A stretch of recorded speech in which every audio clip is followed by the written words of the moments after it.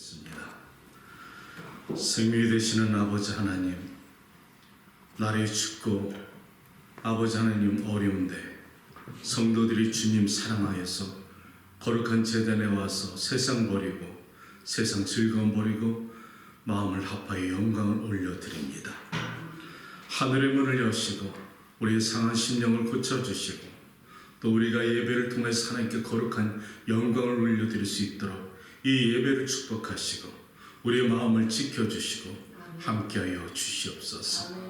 우리의 심령 속에 필요한 말씀을 듣게 하시고 우리가 깨닫고 마음에 각을 뜨게 하시고 마음에 가죽을 메고 하나님께 나가서 하나님께 온전한 예배를 드리고 하나님께 응답받는 복된 시간이 될 수 있도록 말씀에 축복하여 주시옵소서. 예수님의 이름으로 기도합니다. 아멘.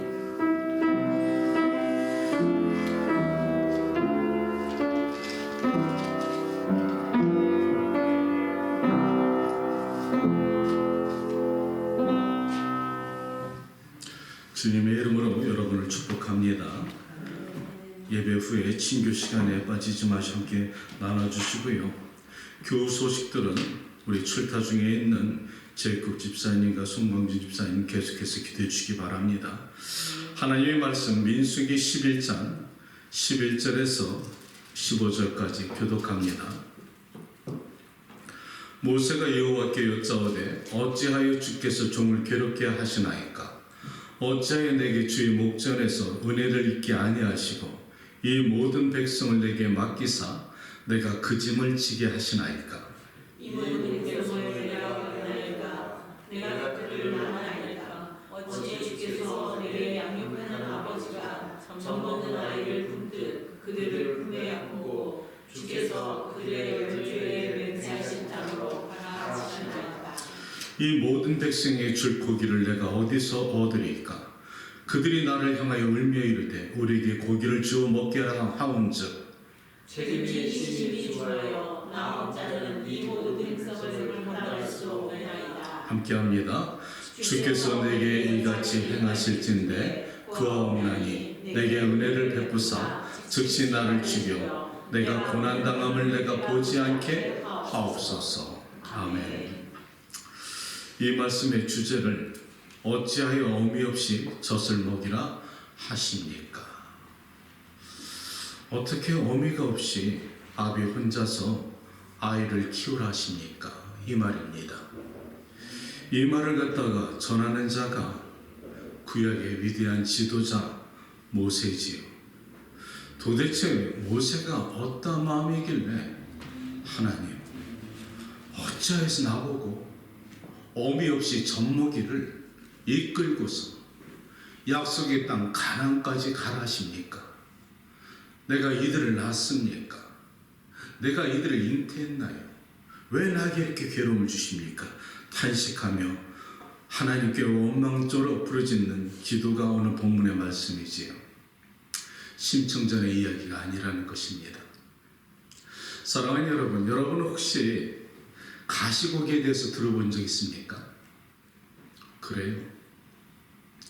저는 가시고기에 대해서 들어본 적이 없고 전설의 가시나무새에 대해서는 들어본 적이 있습니다.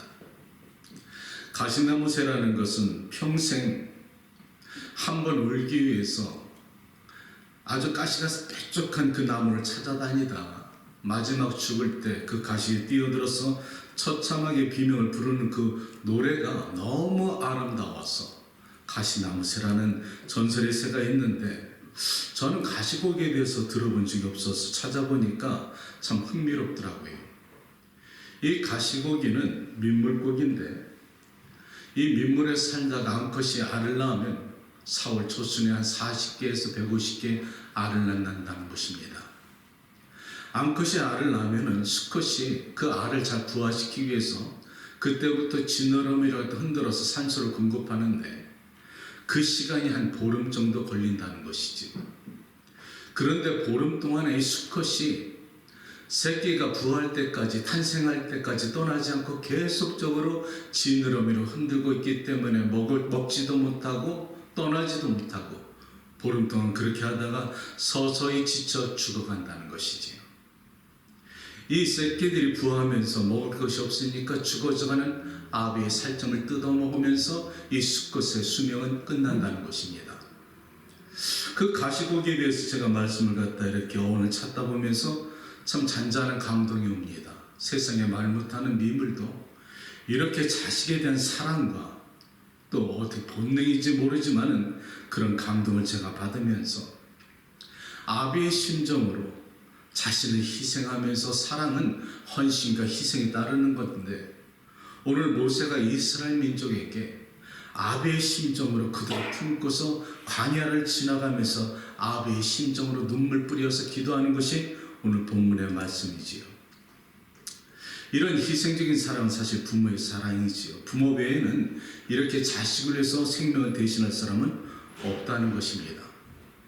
그런데 오늘 모세가 얼마나 힘들었으면 그 하나님에게 그 수백만 명의 이스라엘 민족을 바라보면서 하나님, 이들을 내가 낳습니까? 왜 나에게 애초부터 내가 못한다고 안 하겠다고 다른 사람 보내시라고 그렇게 핑계를 대며 하나님께 부탁을 했는데 왜 나를 강권적으로 부르시고 나를 이 이스라엘 민족을 갖다가 광야 땅까지 끌고 와서 40년 동안 가라 하십니까? 이들에게 먹여줄 것이 내게 없습니다.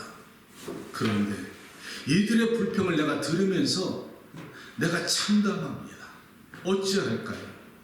하나님, 내가 이 줄거기를 어디서 구하리까? 이 광야에서 초목 하나 나지도 않고 물 한 방울 나지 않는 이 메마른 땅에서 추수할 곡식도 없는데 이 수백만 명을 어찌 먹이라 하십니까? 차라리 나를 죽여주세요. 이게 모세의 고백이라는 것입니다. 왜 모세가 이렇게 힘들게, 누가 그랬을까? 이스라엘 민족이라는 것이지요. 이스라엘 민족이 과연 뭐라고 했길래 모세가 이렇게 힘들었을까? 그것을 11장 5절에 가면은 이스라엘 민족의 불평과 원망이 나타나는데 한번 잘 들어보시기 바랍니다. 그들이 불평을 어떻게 하느냐면은 우리가 애굽에 있었을 때 그때는 참외와 과일과 생선과 부추와 마늘과 파를 먹었느니라. 그것을 먹고 우리가 기력을 회복하였는데 차라리 애굽에 있었을 때가 좋았다. 이렇게 불평한다는 겁니다. 이것을 하나님이 들으시고 모세에게 불평하니까 모세가 너무 참담한 마음으로 이스라엘의 그 완악하고 못된 그 심성을 바라보면서 그들을 젖먹이 같은 심령 속에 비유했다는 것입니다. 사랑하는 여러분, 나는 오늘 이 말씀을 통해서 젖먹이 신앙에서 벗어나는 여러분들이 되시기를 주님의 이름으로 축복합니다. 젖먹이는 타고다고만 한다는 것이죠.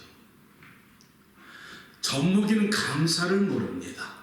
그저 좀 불편하면 타고다고, 배고프면 운다는 것이죠. 불평만 한다는 것이 이 어린아이 신앙인데, 이 어린아이 같이 매일 불평하고 이 지도자인 모세에게 원망을 하니 지쳐가는 이 모세의 모습 속에서 저는 목회자의 심정을 바라보게 됩니다. 왜 모세가 이렇게 슬프고 차라리 죽여주세요? 왜 그랬을까? 사랑하는 성도 여러분, 내가 목회를 해보니까 이 모세의 마음을 이해할 수 있을 것 같다는 것이죠. 사랑하는 성도들의 가정을 너무 뻔히 잘 압니다.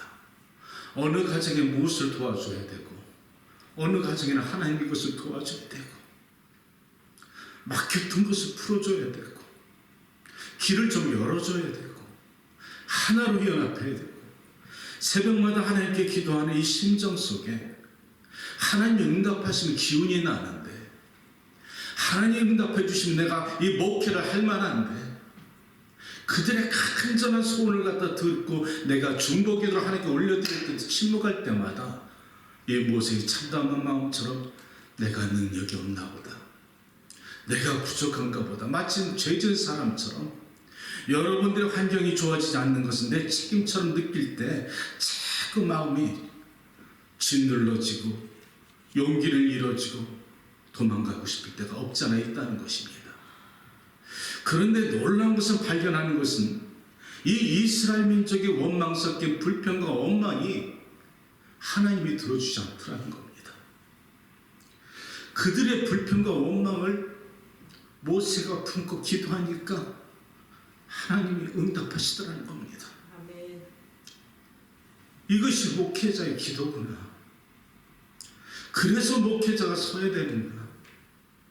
그래서 장로님들이, 대표 기도하는 사람들이 거룩한 제단에 설 때는 성도들의 마음을 하나로 묶어가지고 하나님께 대신 중보기도를 올려드릴 때 하나님 응답하시는 거구나. 그래서 중보기도의 능력이 필요하다는 겁니다. 이스라엘 민족은 끊임없이 그들에게 불평하도 하나님은 모세의 기도를 들으시고 그 모세의 원망과 한탄을 갖다 기억하시고 동편에 메추라기를 갖다 보내서 한 달 동안에 너희들이 이빨 사이에 고기가 낄 정도로 내가 질리도록 먹게 해줄게. 광야에서 메추라기를 보내서 한 달 동안에 고기를 먹게 하십니다. 이것이 하나님의 능력이라는 것이지요. 사랑하는 여러분, 이것이 기도라는 것입니다. 기도가 여러분 잘 기억하시기 바랍니다. 우리가 무슨 요구를 갖다 하나님께 기도하여서 응답받는 것이 기도가 아닙니다. 우리가 참 오해를 많이 하는데 내가 필요한 것을 하나님께 요구해서 주문하는 것처럼 내가 받아진다면 이것이 기도인가? 아니에요. 그것은 여러분들이 잘못 생각하는 겁니다. 기도의 본질은 하나님과 나와의 교제입니다. 아멘. 기도의 본질은 살아계신 하나님을 내가 나의 주님으로 영접하고 그분과의 영적 대화를 나누면서 그분과의 관계가 교제가 이루어질 때 내가 구하지 않은 일용할 양식도 여러분에게 주시고 여러분이 기도할 때마다 하나님 필요한 것을 응답하시고 여러분이 기도할 때 하나님 것이 합당하지 않은 것을 위험한 것을 막아주시고 침묵하신다는 것이죠. 하나님은 여러분의 기도 10가지를 다 응답해 주지 않습니다. 여러분이 갖고 싶지만 여러분이 가져서는 안 될 것은 하나님을 알고 있기 때문에 기도의 본질은 하나님과 나의 영적 교제이기 때문에 하나님과 자꾸 매일매일 말씀과 기도를 통해서 관계를 이루어져 갈 때 하나님이 내 삶에 역사하시고 나타나시고 응답하시고 필요한 것은 채워준다는 것이지. 그런데 이스라엘 민족은 젖먹이 신앙 같아서 마치 매일 필요한 것을 달라 애굽에 있었을 때가 좋았다. 이것이 하나님을 진노하게 만들었다는 것이지요. 냉정하게 생각해보면 애굽에서는 그 파라오의 종노릇 했을 때 얘기입니다. 이들이 출애굽하기 바로 전에는 그들의 애굽에서 종노릇 했다는 것이죠. 아침부터 늦게 저녁 늦게까지 노동하고 얻은 것이 생선 몇 조각 때로는 부처만을 먹었겠지요.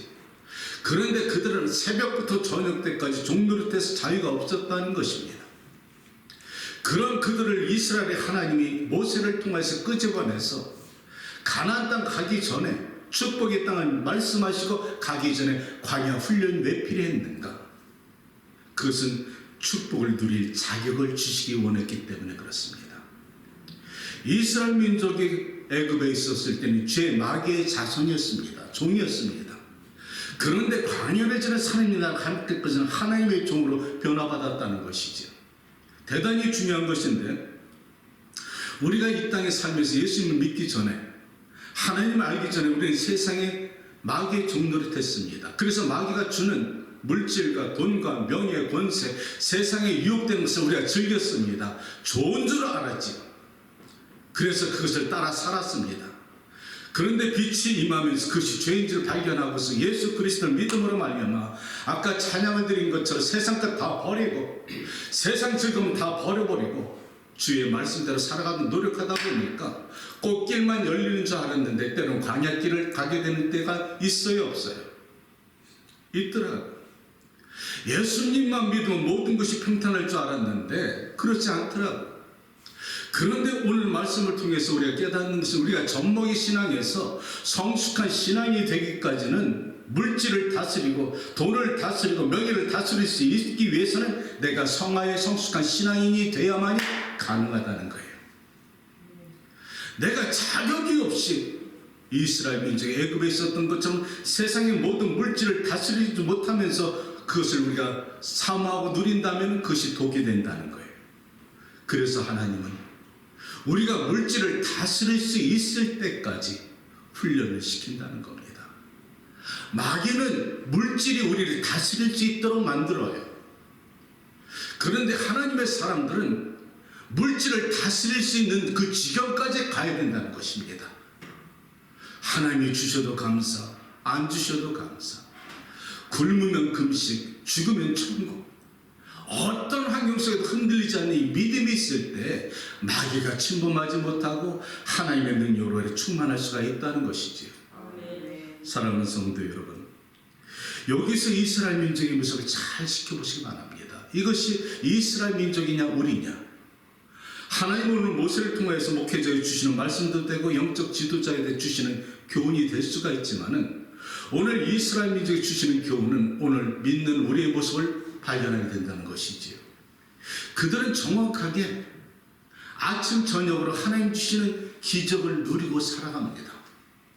아침에 눈을 뜨면은 하나님께서 그 광야의 태양빛을 가려주시기 위해서 구름으로 서늘하게 그 광야 땅에서 그들이 생활할 수 있게 만들어 주셨고, 저녁에 그 광야는 몹시 춥습니다. 그럴 때 하나님 불기둥으로서 그 광야에서 그들이 춥지 않도록 보여주셨으며 40년 동안 옷이 헤어지지 않았고 신발이 헤어지지 않았고 아침에 새벽에 진에서 그 이슬처럼 만나를 내려주셔서 그것을 모아서 먹으면 꿀떡과 같았다. 그들은 아침마다 순간순간마다 하나님의 기적과 함께 살아가는데 왜 이들이 그래도 하나님께 불평하는가? 이것이 신앙생활의 습관적이 되면 그렇다는 겁니다. 첫사랑을 갖다 잊어버리고 신앙생활 하다 보면 익숙해지기 마련이지요. 습관적이 되기 마련입니다. 그러니까 일용할 양식은 재미가 없다는 거예요. 그러니까 나중에 이스라엘의 민족이 한다는 말이 어떻게 불평하느냐? 우리가 하찮은 음식은 이제 싫다는 거예요. 하나님 주신 만나를 가지고 뭐라고 말하느냐? 하찮은 음식이래. 얼마나 목이 곱고 완악한지 하늘로부터 주시는 매일 기적적인 음식을, 생명의 양식을, 하찮은 음식을 싫다. 우리에게 그 맛있는 생선과 부추와 마늘을 주어서 우리 정력에 좋은 것을 주어라, 이 말입니다. 이것이 이스라엘의 민족이고 오늘 우리의 모습이라는 것이죠. 우리 신앙생활이 말씀과 기도와 감사를 하지 않으면 습관적이 되어버리고, 신앙생활이 하나님이 도와주셔서 일용할 양식을 주시고 평탄하면 감사해야 되는데 평탄한 것도 재미없다. 자극적인 것이 필요하다. 옛날에 세상에 살 때는 오감을 즐기고 느끼고 우리가 세상 유혹에 빠져갖고 재밌는 게 있었는데 예수 믿고 나니까 그게 없네, 이 말한다는 것이죠. 그래서 사실 세상을 얼굴 돌리니까 하나님이 진노하신다는 겁니다. 그렇다고 하나님이 주지 않겠느냐? 아니라는 것이죠. 하나님이 주십니다. 그래서 오늘 이 말씀을 보면서 내가 깨닫는 것은, 이스라엘 민족과 오늘 우리가 깨닫는 것은, 사람은 기적을 보면서도 변화받지 않는다. 아멘. 기적은 하나님의 살아계심을 우리에게 알려줘요. 그런데 기적을 갖다 느끼는 것은 나를 변화시키는 것이 아니라 하나님의 말씀을 갖다가 광야 땅에서 말씀대로 살아가고 감사하고 눈물 뿌려 기도할 때 내 삶이 변화받는다는 거예요. 아멘이십니까? 아멘. 내가 변화받는 것은 기적이 아니야. 말씀대로 실천할 때 그때 능력이 나타난다는 것을 여러분이 아시기 바랍니다. 아멘. 오늘 저는 이 말씀을 보면서 모세의 모습을 보면서 구약의 대표적인 선지자지요. 그는 모세 오경을 만든 사람입니다. 이 말씀을 보면서 자연적으로 신약에 바울이 생각이 나더라고요. 바울은 바울 서신 13권을 갖다 쓴 신약의 위대한 사도입니다. 바울과 모세의 공통점이 무엇일까 한번 생각해 봤습니다. 몇 가지가 있는데 한번 잘 들어보세요. 첫째는 그의 혈통에 아브라함의 자손이고 그들은 야곱의 12지파의 자손이고 모세는 레위 지파의 사람입니다. 그런데 신약에 와서 바울은 갈라디아서 로마서 11장 1절 보면 그는 길리기아 다소 사람이라 이렇게 말을 합니다. 두 번째, 그들의 학문적 배경을 잘 보시기 바랍니다. 그들의 모세는 어렸을 때부터 궁정에서 자랐기 때문에 전략가, 문무가 출중했던 사람이고 애굽의 모든 학문에 잘 배워가지고 지식이 충만했던 사람입니다. 또 바울은 가마리알 지파의 사람으로서 수제자였고 사내들인 공예원이었고 그는 율법에 정통했다 이렇게 말합니다. 자, 사랑하는 여러분, 이 둘에게는 학문적 배경이 있었다는 것이지요. 여러분에게 각자 여러분의 은사가 있습니다. 하나님은 여러분이 이 땅에 태어날 때 음악적인 배경을 주셨든지 어떤 각자에게 주신 은사가 있다는 것입니다. 그 은사를 통해서 하나님은 영광받기를 원하신다는 것이죠. 여러분에게 주신 은사 각자에게 있습니다. 전도를 원하십니까? 그것도 은사입니다. 여러분에게 주신 어떤 섬김의 은사가 있습니까? 그것도 은사입니다. 그것을 통해서 각자의 하나님 영광받기를 원하신다는 것이지요. 세 번째, 바울과 모세는 하나님과 신적 만남이 있었다는 것입니다. 출애굽기 3장에서는 모세는 호렙산에서 가시떨기 나무에서 불붙은 성령 하나님을 만나고 바울은 사도행전 9장 3절에 다메섹 도상에서 빛이 되신 예수님을 만남으로 인하여서 성자 예수님을 만났다는 것이죠. 거기서 그들의 인생의 전환점이 완전히 바뀌어집니다. 저도 그랬고 여러분도 있었을 것입니다. 여러분이 예수님을 갖다 아무런 감동 없이 믿지는 않았으리라 믿습니다. 분명히 여러분의 인생을 뒤돌아보면 내가 예수님과 첫사랑을 맺을 때 그 감동적인 그 환경이 있었을 것이란 말이죠. 그 신적 만남이 있어야지 여러분은 하나님의 자녀로 부르심받고 주의 종으로 갈 수가 있기 때문입니다. 네 번째는 그들은 비움의 훈련을 통해서 성장했다는 것입니다. 이 말씀이 너무 중요해서 말씀드리고 싶은데요. 사랑하는 여러분, 비운다는 것이 뭘까요? 비운다. 이게 쉬울까요? 아니요. 우리가 예수 그리스도를 믿고 나서 아까 말씀드린 찬양한 것처럼 세상 즐거움 버리고 세상 자랑 다 버렸다. 버리는 것이 비우는 것입니다. 내가 세상 것을 버려 하나님이 채우십니다. 여러분 잘 기억하세요. 하나님이 너희 안에 있는 것을 버려라. 이것은 여러분을 손해보라는 것이 아니라 하나님이 주고 싶은 것이 있다는 겁니다. 그 주고 싶은 것을 채워주고 싶은데 내 안에 내가 너무 커. 내 안에 내가 너무 꽉 찼어. 그러니까 하나님이 주셔도 주시고 싶지만 받지 못하는 것입니다. 그래서 하나님은 모세를 갖다 비우기 위해서 40년 광야 생활이 필요했던 겁니다. 40년 전에 그 모세는 애굽의 왕자로 태어나면서 자기가 갖고 누리고 싶은 것 모든 것을 누리고 배웠습니다. 따라서 그에게 자신이 있었습니다. 내가 히브리인들을 갖다 구원해내리라. 자신이 있었다는 것이죠. 자만이 있었다는 것입니다. 능력이 있었다고 스스로 생각할 때 하나님은 그를 사용하지 않았습니다. 그것을 완전히 빼기까지 하나님은 그에게 고통이라는 고난이라는 그 가시 같은 아픔을 줘서 광야 땅에 이끌어내서 40년 훈련을 시킬 때 한 1년쯤은 그가 하나님의 부르심을 기다렸을 거예요. 하나님은 살아계시니까.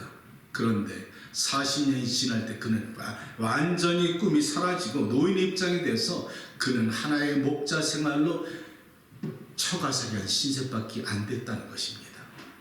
예, 모세는 처가살이 했습니다. 자기 재산이 40년 동안 하나도 없었습니다. 그처럼 비참한 완전히 바닥친 모세의 인생에 그때서야 하나님이 개입하신다는 것이죠. 그래야 모세가 교만하지 않기 때문에 나는 끝났어. 그때 하나님이 채워주시니까 어떠한 상황이 될지라도 하나님은 하셨습니다. 당신이 하셨습니다. 이렇게 고백할 수 있는 모세의 심성이 됐을 때 하나님은 그에게 채워주십니다. 비움은 따라서 채우는 것이 시작일 뿐입니다. 아멘. 지난주에 우리 사랑하는 집사님과 처음으로 뿌리 깊은 영성은 그 말씀을 통해서 말씀 양육하기 시작했는데 그 뿌리 깊은 영성의 첫 주제가 비움입니다. 두 번째 주제가 채움입니다. 세 번째가 균형이지요. 비움을 갖다가 그 뿌리 깊은 영성에서 어떻게 표현했느냐? 비움은 떠나는 것이다. 익숙한 것을 버리는 것이다. 아멘. 예를 들어서 아브라함의 예를 듭니다. 하나님의 아브라함을 부르시죠. 아브라함아 떠나라. 떠난다는 건 익숙한 것을 벗어버리는 것이지요. 모든 환경에서 떠나는 것은 순종과 믿음이 요구된다는 것입니다. 절대 믿음 없이 순종 없이 비워지지 않습니다. 하나님의 말씀을 믿기 때문에 따라가기 때문에 비워지는 것이죠. 모두 이 아브라함은 그것을 믿었기 때문에 자기 생각을 버렸다는 것입니다. 버리는 것이 비움입니다. 하나님이 아브라함에게 말씀하십니다. 이삭을 바쳐라. 내 생각을 버려버리고 하나님의 말씀을 믿고서 바치는 것이 이것이 비움의 시작이라는 것이죠. 비웠더니 하나님이 이삭을 데려가던가요? 아니죠. 하나님이 양 한 마리를 준비해 놓고서 그를 열국의 아비라 축복해 줬다는 것입니다. 그것이 비워져야 하나님은 아브라함의 축복이 시작됐다는 것이지요. 아멘. 마찬가지예요.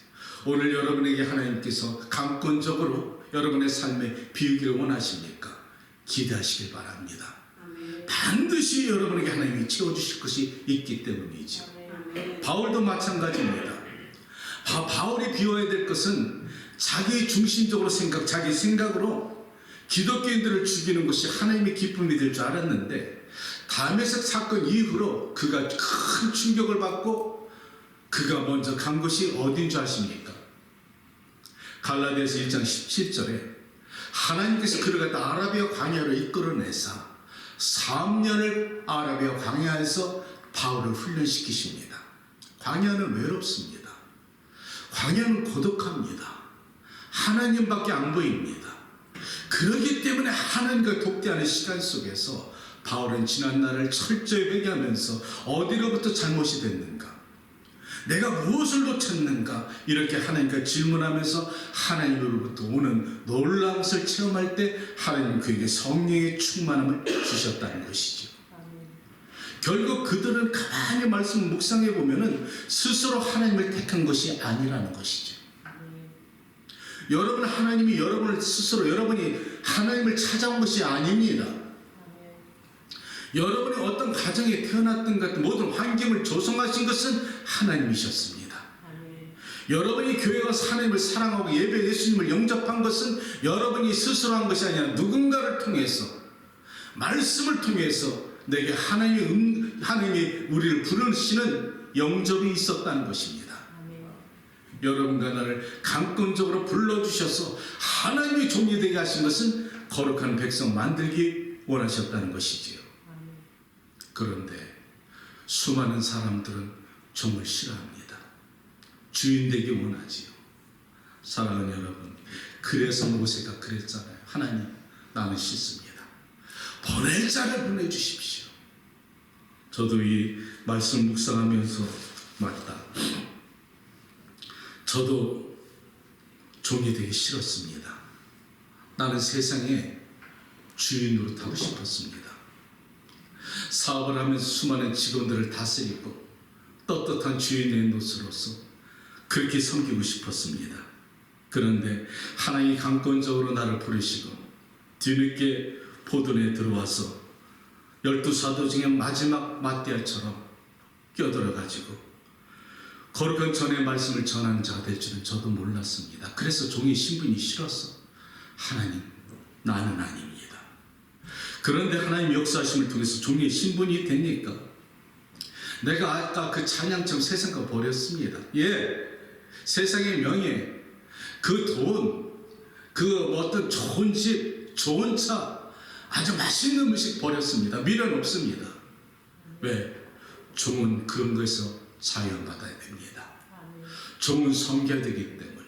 그런데 그것을 버렸는데 내가 버리지 못한 게 아직도 있으니 내 안에 자아입니다. 아직도 내가 버리지 못한 게 내 자기 중심적 생각. 하나님을 위해서 종이라 섬기면서도 가끔가다 내 자신을 바라볼 때 내가 주인의 노릇하고 있다는 것. 이거 깨달을 때마다 무릎 꿇고 하나님께 회개하기 시작하지. 참 어렵더라고. 그렇지만 나는 이 현재 위치에서 하나님이 주신 이 종의 직분이 감사합니다. 종이 뭔지 아십니까 여러분? 배 밑에서 노를 젓는 사람을 종이라고 합니다. 하나님은 나에게 힐링교회 배를 주셨습니다. 내가 힐링교회 할 일은 배 밑에서 노를 젓는 겁니다. 예수님은 키를 잡아주시는 것이고요. 나는 힐링교회 성도들을 가난 복지 땅, 천국까지 모시고 갈 사명이 있다는 것입니다. 그래서 나는 한 사람도 낙오시키지 말아야 될 사명이 있다는 것이지요. 이게 내게 주신 사명입니다. 사랑하는 성도 여러분, 예수 그리스도를 믿음으로 말미암아 또 하나님이 종된 저를 갖다 함께 동행하면서 마지막까지 천국 가시기를 주님의 이름으로 축복합니다. 아멘. 다섯 번째, 그들의 공통점은 마지막 종착역이 똑같았다. 모세에게는 가나안 땅이 종착지였고 사도 바울에게는 그 이스라엘 민족을 갖다 세례를 통하여서 예수 그리스도의 자녀 만들어서 천국 백성 만드는 사명이 있었다는 것입니다. 하나님의 사람들은 결코 온실에서 자라나지 않습니다. 누가 이렇게 말하더라고요. 나 그런 거 싫어요. 그냥 대충 먹고 맛있는 거 먹고 세상에 즐겁게 살다가 즐기다가 죽기 한 10분 전에 예수님 영접하고 나 천국 가고 싶어. 그러면 얼마나 좋을까? 그러면 먼저 신앙생활 이렇게 앉아가지고 주일날 여러분이 세상과 다 버려놓고 하나님의 거룩한 전에 나와서 말씀 듣고 마음을 다 바쳐 수고하는데 죽기 10분 전에 예수님 믿고 영접받고서 천국 가는 그 사람들을 바라볼 때 공평하신 하나님이냐? 억울하지 않습니까? 어떻게 생각하면 참 억울한 것 같아요. 그죠? 이병철 회장님이, 삼성의 이병철 회장님이 암으로 돌아가시 직전에 한 달 전에 신부님한테 24가지 질문을 했다고 그래요. 근데 그 질문이 응답받지 못하고 그분이 돌아가셨는데 한 몇 가지가 제가 기억이 나는데, 하나님은 살아계신가? 천국과 지옥이 과연 있는가? 사람이 죽으면 어디로 가는가? 부자는 과연 악한가? 이 말입니다. 참 내가 그 말씀을 갖다 보면서 너무 안타까운 거야. 이 24가지 질문이 예수님이 니고데모를 만나가지고 거듭나는 데에서 설명해 줬던 것처럼 목사님들이 찾아가서 그 구원에 대해서 설명해 주고 성령 세례만 받으면 모든 것이 풀어져. 성령 세례 받은 모든 질문이 깨끗한 바다. 왜? 그 영이 들어오시기 때문에. 그런데 그분의 질문 가운데 재미있는 것이 부자가 과연 악한가? 어디서 성경 보면 이런 말씀이 있지요. 부자가 구원을 받는 것이 낙타가 바늘구멍에 들어가는 것보다 어렵다. 어떻게 생각하세요? 낙타가 바늘구멍에 들어갈 수 있을까요? 근데 왜 예수님은 그 말을 하셨을까? 그러니까 이병철 회장님이 부자가 그럼 악인이냐 이 말이 따지고 싶은 거지. 여러분, 한번 바늘구멍에다가 낙타를 한번 집어넣으면 한번 생각을 한번 해보세요. 한번 해봐. 어떤 사람은 이 질문에 대해서 답을 찾기 위해서 바늘구멍을 갖다 눈에다 가까이 대고 구멍으로 낙타를 보니까 들어오더래. 이런 거 말고, 사랑하는 여러분, 성경은 비유로 많이 말씀하셨는데 성경 이 말씀을 직역적으로 얘기를 하면 이게 이해가 안 됩니다. 그런데 간단해. 예수님의 말씀은 불가능하다는 거야. 안 되는 거야. 근데 하나님은 하실 수가 있다는 거야. 그게 부자뿐이냐? 모든 사람이 죄인이라는 거지. 그래서 안 되는 것을 하나님은 하실 수가 있다는 거지. 아멘. 그 말씀을 하는 겁니다. 사랑하는 여러분, 오늘 여러분과 내 마음속에 예수 그리스도를 갖다 믿음으로 말미암아 마지막 종착역 천국 가야 되는 것이 중요한 것인데, 우리가 먼저 믿으나 늦게 믿으나 구원받는 것에 감사하시기 바랍니다. 성경의 신약에 이 비유를 갖다가 포도원 시기의 주인의 비유를 통해서 이렇게 말씀해 주셨는데 여러분 잘 아실 겁니다. 이게 아마 여러분에게도 질문이 됐을 거예요. 어느 포도원의 주인이 아침에 일찍 나가서 시장에 가서 일꾼들을 불러왔어. 점심 때 또 나갔어. 점심 때 나가서 시장에서 또 사람 불러왔어. 그리고 마지막 저녁 끝나기 전에 직전에 사람도 불러다 와서 일을 시켰는데 아침에 불러온 이 종들이 가만히 주인의 품삯을 갖다 줄 것을 기대하고 받아보니까 아침에 온 자나 마지막 끝나기 직전에 온 자나 품삯이 같더라. 어떻게 생각하세요? 공평해? 먼저 아침에 온 사람들이 성경에 그렇게 말하는 거예요. 불공평합니다. 우리는 아침부터 일찍 와서 이렇게 수고했는데 뒤늦게 온 사람 바로 아무것도 안 했는데 똑같은 품삯을 주니까 공평하지 않다는 거예요. 맞습니다. 그런데 난 여기서 놀라운 진리를 발견하게 되는데 이것이 일하는 사람 관점으로 바라보니까 불공평한데 주인의 입장에서 너희가 왜 불공평하다고 컴플레인해? 이 주인의 마음에는 일을 시킬 마음이 없었던 거예요. 이 주인은 사람들을 불러서 똑같은 품삯을 사랑을 주고 싶었던 것이 주인의 마음이었다는 것입니다. 내가 너하고 약속한 그 품삯만 주면 너는 마땅하지 아니하냐. 근데 왜 네가 불평해? 이것이 하나님의 마음이라는 것입니다. 하나님은 일찍이 믿거나 뒤늦게 믿거나 그 영원히 들어오는 것을 기뻐하신다는 것이죠. 그런데 여러분들이 불공평하다는 것은 일꾼의 관점으로 보니까 불공평하다는 거예요. 그것을 바꿔볼까요? 가족적인 개념으로 한번 생각해 보세요. 내가 아침에 하나님께서 아비가 하나님의 일꾼으로 불림받아서 하나님 아침부터 일했는데 뒤늦게 끝나기 전에 하나님께서 그 내 아들을 불러가지고 똑같은 품삯을 준다면 고마울까 안 고마울까? 아비 입장에서 얼마나 고맙습니까? 이것이 사랑의 관점으로 바라보라는 거야. 뒤늦게 구원받은 사람을 공동체 안에서 사랑의 관점으로 바라보고 그들을 축복해 주라는 겁니다.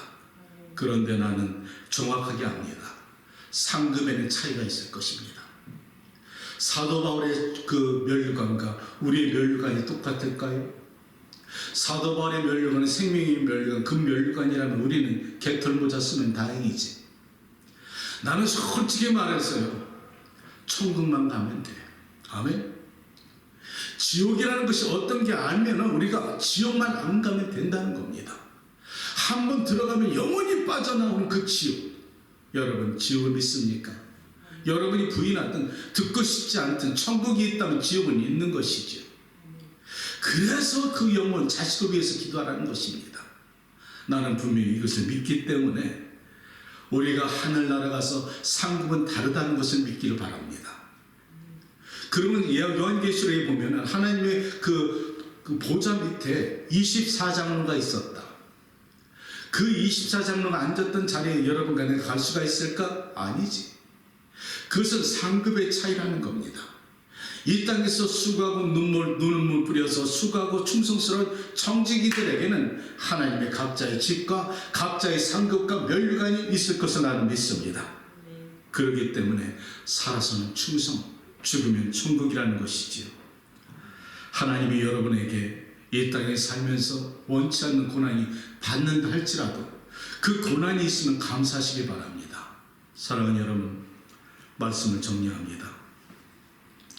내가 원하든 원치 않든 고난이라는 거친 포장지에 쌓인 시련은 예고도 없이 옵니다. 여러분 지금 힘드신가요? 고난의 길 걷고 계십니까? 아픈가요? 축복합니다. 여러분 그것이 지나야만이 분명히 하나님이 여러분을 위한 어떤 계획이 있을 것입니다. 하나님은 여러분을 축복하시기 위해서 고난이라는 것을 허락했지, 하나님은 여러분을 시험하기를 원치 아니하시는 사랑의 하나님이십니다. 내가 여러분에게 두 가지만 기억하라고 했죠. 하나님은 사랑이다. 하나님은 실수가 없다.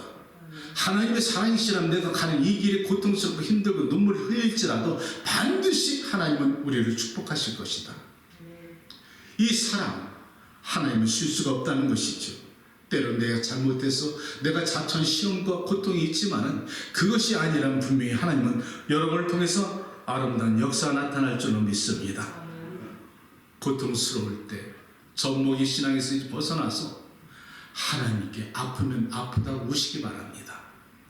여러분이 가장 힘들고 외롭고 고독하고 눈물 흘릴 때 그때가 하나님이 가장 가까이 여러분 곁에 계십니다. 그리고 주님 말씀하시지요. 사랑하는 딸아, 내가 너와 함께함이니라.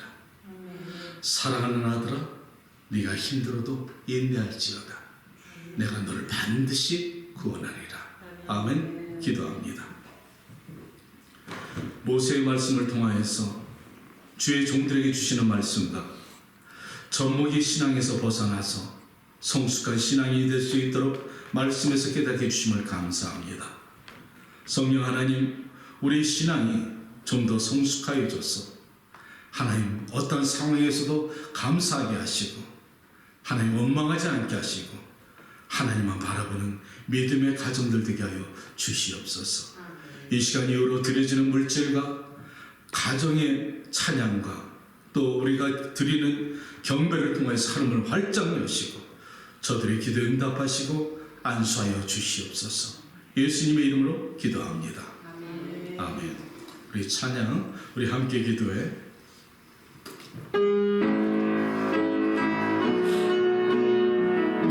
우리 함께 기도해.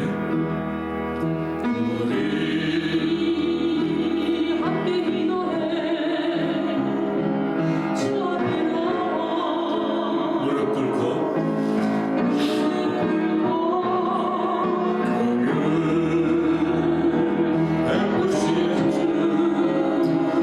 하늘을 향해 두 손을 듭니다. 아멘.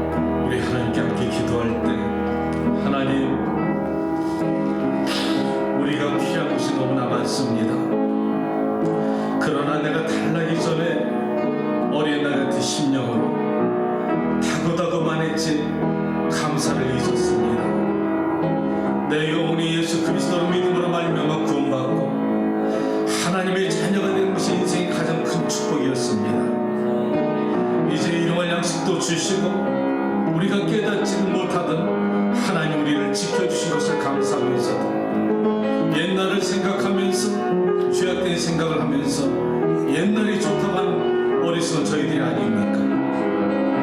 하나님 지난 날을 바라보지 말게 하시고 하나님 이른 비와 늦은 비를 내려주시는 하나님의 축복을 바라보게 하시고 내가 축복을 누리기 전에 내가 하나님의 거룩한 백성 만들어 주시옵소서. 하나님의 나라의 영광에 이르기까지 나를 인도하여 주시옵소서. 하나님 나를 인도하여 주시고 주의 백성들을 인도하여 주시고 저들의 기도가 응답되게 하시며 필요한 것을 채워주시고 하나님 낮에는 구름 기둥 밤에는 불 기둥으로 채워주신 것처럼 도와주시옵소서.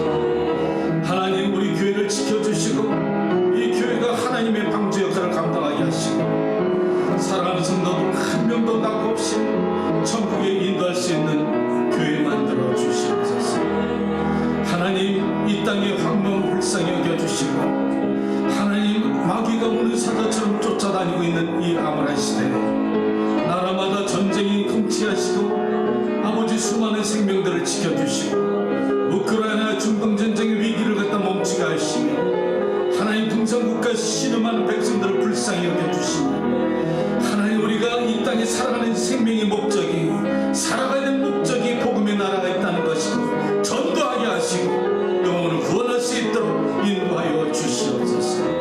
내가 이 땅에 삶에 존재하는 이유는 사명의 이유는 한 영혼을 천하보다 귀히 여기는 주의 말씀 붙잡고 전도할 수 있게 도와주시옵소서. 사람을 갖다 하나님의 거룩한 방주에 인도할 수 있게 도와주시옵소서. 먼저 내 가정을 살려주십시오. 내 자녀를 살려주십시오. 그리고 눈을 돌려서 하나님 잃어버린 성도들을 찾게 하여 주시옵소서. 우리 주여 한번 부르짖고 기도합니다. 주여 사랑하는 아버지 하나님 하늘의 문을 열어주시옵소서. 모세가 아버지 하나님께 기도합니다. 어찌하여 주께서 나에게 이 책임을 지하십니까? 모세가 하나님께 부르짖습니다. 하나님 내가 무엇을 할까? 내가 저들을 위해서 무엇을 하리까? 하나님이 도와주지 않고서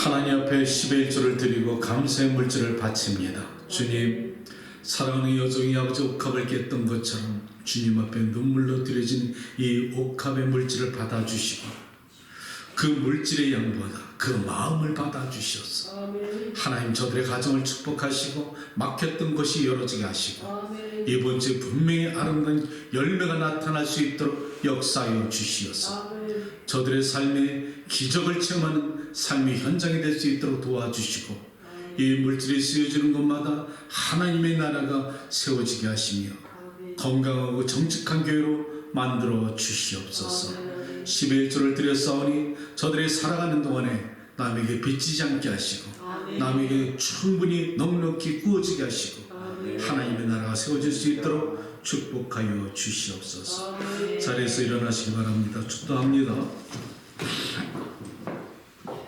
영화로우신 아버지 하나님, 이 시간에 주의 백성들이 고개를 숙였사오니 하늘의 문을 여시고 보혜사 성령께서 이 시간에 임자여 주시옵소서. 아멘. 저들의 마음속에 소원과 간절한 소망이 있사오니 마음을 감찰하신 하나님께서 응답하여 주시옵소서. 아멘. 여호와 하나님의 능력과 준비하신 하나님의 모든 손길을 체험하는 귀한 믿음의 자녀들이 되기를 축복합니다. 아멘. 지금은 그 아들을 아낌없이 우리에게 주신 하나님의 지극하신 은혜와 자신의 몸을 희생해 죽기까지 섬겨주신 그 아들 예수 그리스도의 무한하신 사랑과 성령의 감동 감화심이 고개 숙인 주의 사랑하는 자녀와 어디에 있든 주의 권속과 멀리 출타 중에 있는 사랑하는 백성들과 전쟁터와 사랑하는 선교사님 인들은 모든 지역에 이르기까지 지금부터 영원까지 함께 계실지어다. 아멘.